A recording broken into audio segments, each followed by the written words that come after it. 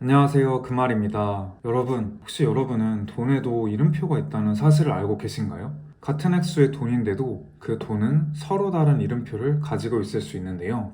예를 들어서 같은 100만 원짜리 두 뭉치가 있다고 하더라도 이 두 뭉치 100만 원은 각각 서로 다른 이름표가 붙어 있을 수도 있습니다. 그리고 어떤 이름표의 돈을 버는지에 따라서 우리가 부자와 가까워지고 있는지 아니면 부자가 되기엔 아직 멀리 남아있는지를 판단할 수 있게 됩니다. 제가 이렇게 말씀드리면 아니 같은 100만 원이면 100만 원이지 뭐가 다르다는 거야? 라고 생각하실 수 있는데요. 세상에는 두 가지 종류의 돈이 있는데 그것에 대해서 오늘 하나씩 말씀드려 보도록 하겠습니다. 그리고 이걸 알아야 여러분들은 부자가 되는 데에 한 걸음 더 가까워질 것이라고 생각합니다. 일단 일반적으로 우리 주변을 한번 보죠. 여자의 경우에는 보통 20대 중후반에, 남자는 보통 군대를 다녀와서 20대 중후반이나 혹은 30대 초반에도 보통 취직을 합니다. 그리고 이렇게 취직을 해서 열심히 돈을 벌겠죠? 이렇게 번 돈은 어떤 이름표를 갖고 있을까요? 나의 시간을 팔아서 그 시간의 대가로 돈을 받는 근로소득이라는 이름표를 가진 돈을 받습니다. 이 근로소득이라는 돈은 나의 시간을 대가로 받는 돈이기 때문에 역으로 생각하면 내가 아무것도 하지 않으면 받을 수 없는 돈입니다. 나의 시간을 계속해서 쏟아부어서 일을 해야만 나오는 돈입니다. 내가 계속 일을 해야만 하는 돈이기 때문에 언젠가 이 돈은 끊겨버리고 결국 이 돈은 빵원이 될 겁니다. 사람은 평생 동안 일을 하며 살 수 없기 때문이죠. 그렇기에 우리는 근로소득이라는 돈을 다른 이름표를 가진 돈으로 바꾸는 작업을 반드시 해야 합니다. 그게 바로 자산소득이라는 이름표를 가진 돈인데요. 자산소득은 말 그대로 자산에서 나오는 돈입니다. 자산이란 부동산, 예적금, 주식 등등이 있을 겁니다. 이러한 자산에서 나오는 돈은 근로소득과 액수가 같더라도 전혀 다른 가치의 돈이에요. 자산소득이 발생하는 시점이 내가 일하는 게 아니라 돈이 일하게 하는 그 시작이기 때문인데요. 내가 일을 하건 안 하건 끊임없이 나의 통장으로 때가 되면 돈이 꽂히게 됩니다. 누구나 한 번쯤은 꿈꿔왔을 모습이죠. 흔히 이런 이야기를 합니다. 돈이 나를 위해서 일하게 하라 라고. 근데 많은 사람들이 이 이야기를 듣는데도 잠깐 그냥 생각하고 말아버리거나 심각하게 고민하지 않는 것 같습니다. 왜 그런지 그 이유가 뭘까에 대해서 조금 생각을 해봤는데요. 아마도 이렇게 생각하셔서일 것 같아요. 아니 말이 쉽지 내가 그걸 어떻게 해? 라던가 부자들이 그냥 듣기 좋은 말을 하는 것일 뿐 나하고는 거리가 먼 일이야 라고 치부하는 건 아닐까 생각이 들었습니다. 왜냐면 저도 한때 아무것도 몰랐을 때는 돈이 나를 위해서 어떻게 일하게 하라는 거야? 라고 좀 부정적으로 반문을 했었던 적이 있었기 때문인데요. 하지만 근로소득을 자산소득으로 바꾸는 과정이 아무리 힘들지라도 우리는 필수적으로 이 과정을 반드시 해야 합니다. 적어도 우리가 지금 자본주의 사회에서 살고 있다면요. 돈이 나를 부리게 하는 것이 아니라 내가 돈을 부리게 될 때, 그리고 그렇게 자산소득이 나의 근로소득보다 많아질 때, 우리는 지금 우리가 살고 있는 자본주의 사회에서 돈으로부터 해방될 수 있을 것입니다. 자, 그럼 어떻게 근로소득을 자산소득으로 바꿀 수 있을까요? 사실 물려받은 돈이 많은 금수저가 아니고서야 다른 방법이 없습니다. 처음에는 그냥 무조건 돈을 모아야 됩니다. 처음에는 돈이 나를 부리게 하는 수밖에 없습니다. 내가 돈을 부리려면 내가 돈이 많아야 되는데 사회생활 초년에 내가 돈이 많을 리가 없기 때문이죠. 처음에는 정말 어쩔 수가 없습니다. 돈을 벌기 위해서 나의 시간을 팔아야 합니다. 그리고 나의 시간을 더 비싼 값에 팔 수 있도록 방법을 찾아야 합니다. 연봉을 더 많이 주는 직장으로 이직을 한다던가 자영업을 성공적으로 한다던가 하는 게 그런 거겠죠. 그리고 그렇게 돈을 모았다면 돈이 나를 위해 일할 수 있게 하는 매개체인 자산을 사야 합니다. 돈을 모아서 차 같은 소모재를 사기보다는 돈이 돈을 만들 수 있는 자산을 사야 합니다. 그리고 그러한 자산은 보통은 지금과 같은 고금리일수록 매수 적길 확률이 매우 높습니다. 금리가 높을수록 자산의 상대적 가치가 떨어지기 때문인데요. 건물을 일례로 한번 들어볼게요. 금리가 예를 들어서 5%일 때 월세로 1년에 5천만 원이 나오는 건물이 있다고 가정을 해볼게요. 그럼 이 건물의 가격은 10억이 될 거예요. 근데 금리가 하락해가지고 2%가 된다고 하면 이 건물의 가치는 과연 얼마가 될까요? 적어도 20억은 될 거라고 생각합니다. 금리 인하로 인해 시중에서 유통되는 돈이 많아지고 건물의 월세 수익률이 금리와 비슷하게 바뀌는 현상이 발생하기 때문이죠. 월세로 1년에 5천만 원이 나오는 수익률 2%짜리 건물의 가치는 25억입니다. 무려 2.5배가 되는데요. 아까 금리가 5%일 때 건물의 가치가 10억이었는데 금리가 2%로 내려지면 건물의 가치는 무려 2.5배가 돼서 25억이 되는 거예요. 이런 현상은 지난 코로나 시기 때 저희가 몸소 경험을 많이 하셨을 거라고 생각합니다.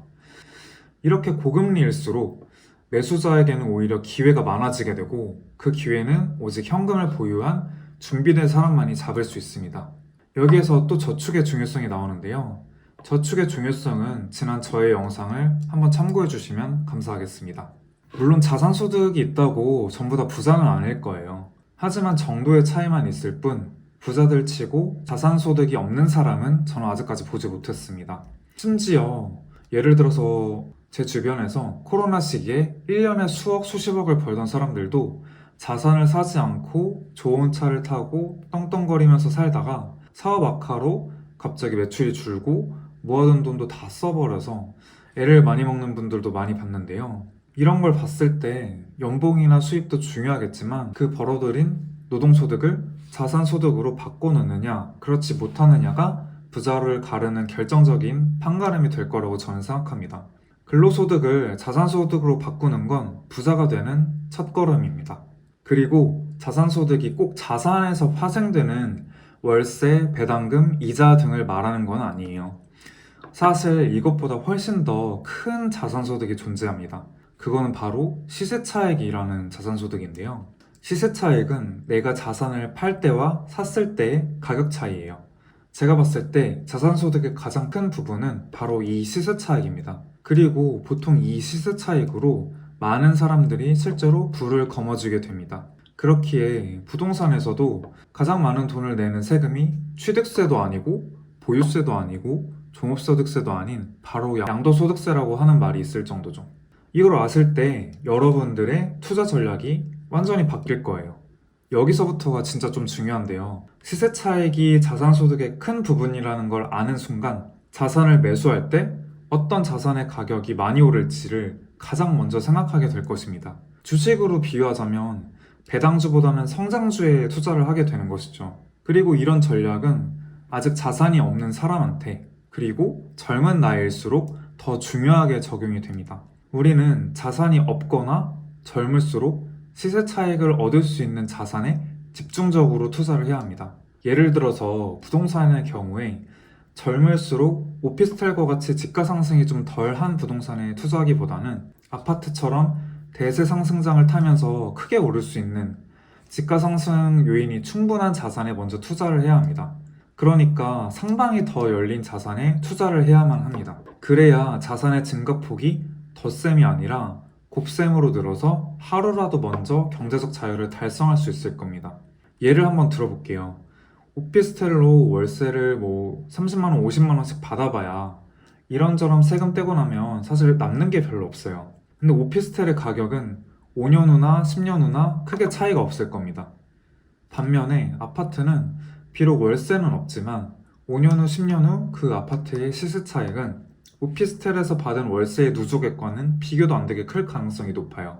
이렇게 시세 차익의 큰 자산으로 돈을 불린 후에 어느 정도 본인의 경제적 목표에 도달하면 그때 월세나 배당금 등의 안정적인 현금 흐름을 만드는 전략이 좋다고 저는 생각합니다.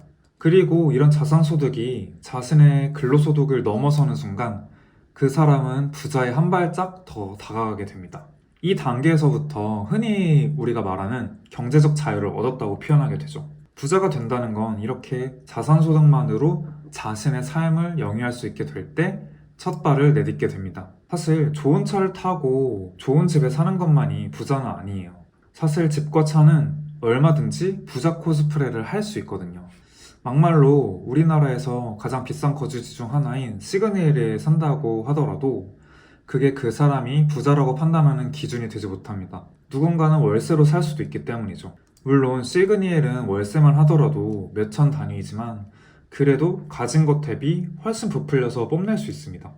실제로 최근에 사기죄로 이슈가 되었던 분도 시그니엘의 월세로 살고 계셨다고 하죠. 시그니엘은 오피스텔이기 때문에 상대적으로 월세 비중도 높고 대출도 많이 나와서 이런 과실을 필요로 하는 사람들에게 이용을 많이 당한다고 합니다. 그래서 실제로 시그니엘에 사는 진짜 부자들이 시그니엘의 이미지가 이렇게 안 좋아졌기 때문에 이런 걸 좀 싫어한다고 하기도 하죠. 그럼 집은 진짜 부자를 판단하는 기준이 되지는 못하는 것 같고, 그렇다면 차는 어떨까요? 차는 집보다 사이즈가 작기 때문에 더더욱 부자를 판단하는 기준이 되지 못할 것 같네요. 심지어 차는 풀할부도 가능해서 예를 들어서 같은 람보르기니를 탄다고 해도 올 현금으로 구매한 사람과 정말 영혼까지 끌어당겨서 풀할부로 구매한 사람, 그 두 사람의 경제적인 실제 상황은 천지 차이일 것입니다.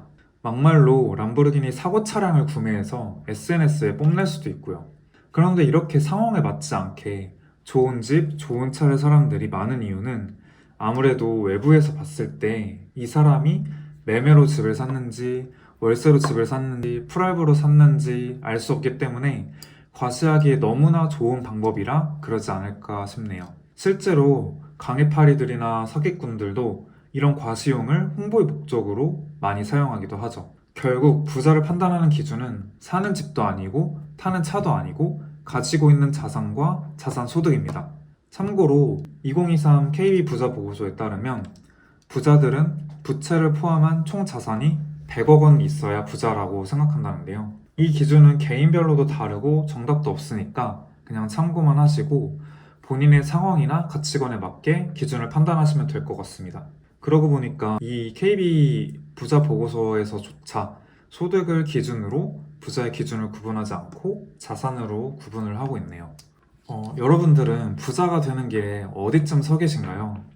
이제 막 취업하셔서 근로소득을 열심히 모으시는 단계인가요?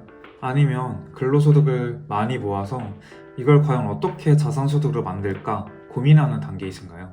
이것도 아니면 이미 많은 부분을 자산소득으로 만들어서 부자에 많이 다가가 계신 단계인가요? 어떤 단계이든 간에 많은 분들이 좋은 차나 좋은 거주지가 아니라 먼저 자산을 모으고 그럼으로써 하루빨리 경제적 자유에 도달하실 수 있었으면 좋겠습니다. 특히 저의 구독자분들은 더더욱이요. 오늘도 영상 봐주셔서 너무 감사하고요. 제가 얼마 전에 구독자가 200명을 드디어 넘어섰는데요.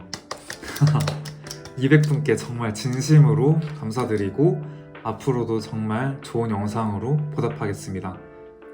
제가 목표로 잡은 게 있는데요. 다음 주까지 구독자 500명을 만드는 게 지금 목표이거든요. 그래서 이 영상을 보시는 분들은 꼭 구독과 좋아요를 좀 부탁드릴게요. 그럼 다음에 더 유익한 영상으로 찾아뵙겠습니다. 오늘도 그럼 안녕!